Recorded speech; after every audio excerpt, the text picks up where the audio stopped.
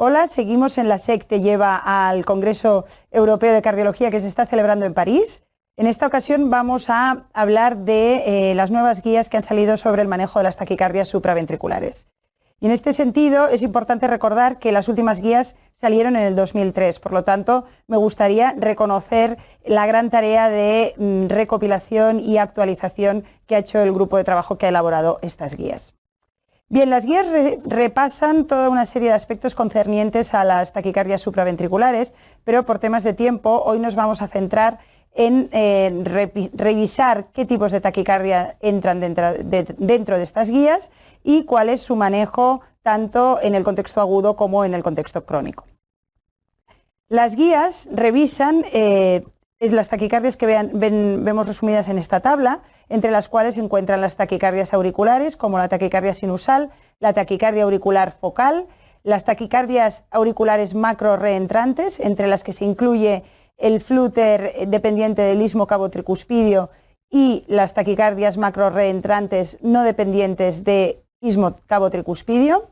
También se incluyen las taquicardias en las que participa el nodo auriculoventricular, como la taquicardia por reentrada intranodal o el JET, y finalmente las taquicardias por reentrada atrioventricular, tanto ortodrómica como antidrómicas. Y es importante remarcar que no se incluye la fibrilación auricular porque esta es revisada en unas guías específicas debido a sus particularidades. Todos estos tipos de taquicardia pueden presentarse y habitualmente se presentan como taquicardia de QRS estrecho, es decir, que mide menos de 120 milisegundos. En algunas ocasiones, sin embargo, podemos encontrarnos que estas taquicardias se presentan como taquicardias de QRS ancho y eso puede ocurrir en el caso de las taquicardias antidrómicas, en el caso de las taquicardias en los cuales existe una vía accesoria que funciona como bystander, en el caso de la fibrilación auricular preexcitada o en el caso de que exista aberración por frecuencia cardíaca elevada, alteraciones electrolíticas o interferencia o uso de fármacos antiarrítmicos.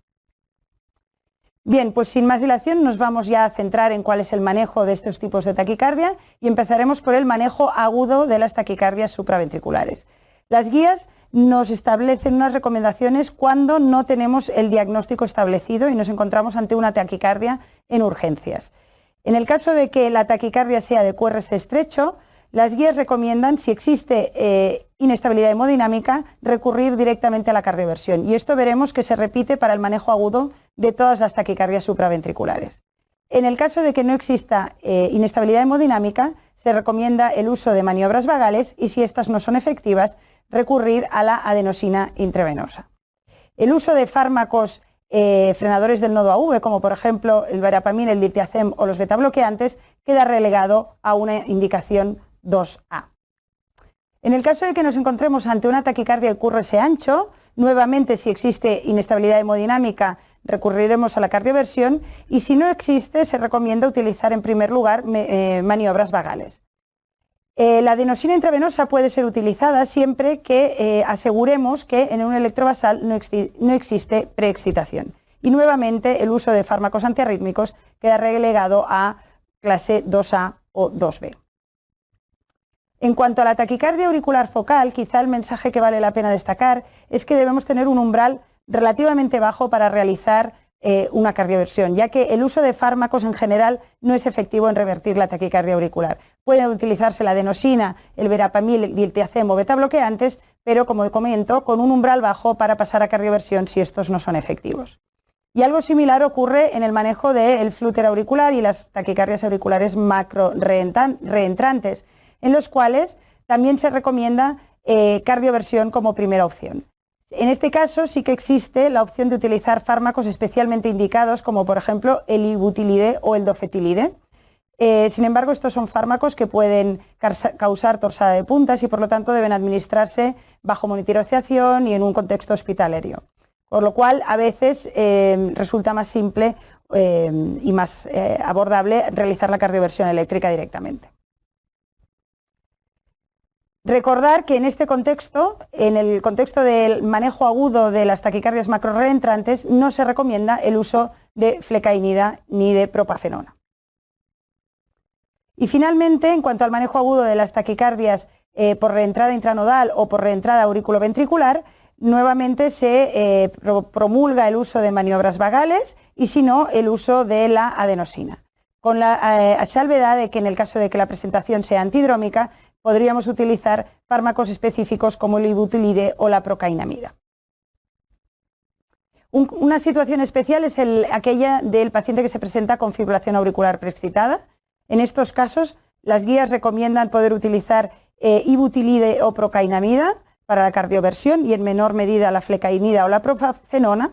Y es importante recordar que ni la amiodarona ni la adenosina estarían recomendadas en este contexto.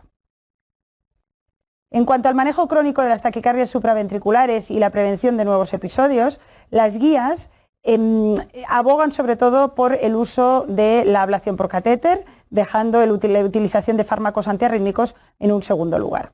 Y así, si revisamos cada una de las taquicardias, nos encontramos que la indicación de ablación por catéter es una indicación 1 en todos ellos, sobre todo si las taquicardias son recurrentes o si incluso el paciente lo prefiere como primera opción. El uso de fármacos antiarrítmicos, como vemos, queda relegado a indicación 2A. Finalmente, también las guías revisan cuál podría ser el manejo del paciente que está asintomático pero tiene preexcitación. En estos casos, las guías recomiendan realizar una estratificación invasiva, es decir, mediante realización de estudio electrofisiológico, añadiendo ablación en el caso de que se encuentren signos de alto riesgo de la vía. Si la vía muestra características de bajo riesgo, las guías recomiendan o bien realizar seguimiento o bien recurrir a la ablación por catéter. Así pues, en conclusión, podemos decir que en cuanto al manejo agudo de las taquicardias supraventriculares, las guías recomiendan con clase 1 realizar un electro de 12 derivaciones durante la taquicardia, recurrir a las maniobras vagales, sobre todo si no tenemos un diagnóstico establecido, recurrir a la cardioversión eléctrica si existe inestabilidad hemodinámica. Las guías también hablan de tener un umbral bajo para realizar cardioversión eléctrica en la taquicardia auricular y el flúter o las taquicardias auriculares macrorreentrantes y dejan el tratamiento farmacológico como una segunda opción. En cuanto al manejo de las taquicardias manejo crónico de las taquicardias supraventriculares y la prevención de nuevos episodios, la estrategia preferida es la ablación por catéter con una indicación clase 1 en todos los tipos de taquicardia, dejando el tratamiento farmacológico con una recomendación clase 2A. En el escenario particular de la preexcitación asintomática, las guías recomiendan realizar una estratificación invasiva mediante estudio electrofisiológico con ablación si se encuentran signos de alto riesgo en la vía o posibilidad de seguimiento o ablación en las vías de bajo riesgo. Muchas gracias, hasta aquí es todo. Seguimos informándoos en la SECTE Lleva A.